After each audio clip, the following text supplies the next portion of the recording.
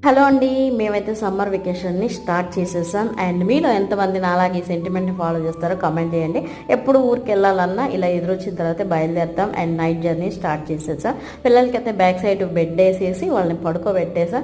And నేను మా వారి కబుర్లు చెప్పుకుంటూ నైట్ 1 గంటకైతే చెన్నైకి రీచ్ అయిపోయాం.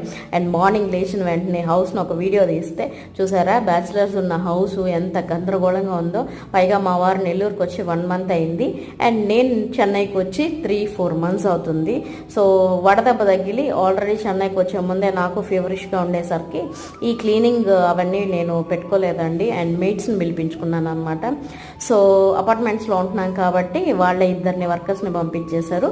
సో బిఫోర్ ఆఫ్టర్ వీడియో అయితే యాడ్ చేస్తున్నాను చూడండి, ఎంత నీట్గా క్లీన్ చేసి ఇచ్చేసారు.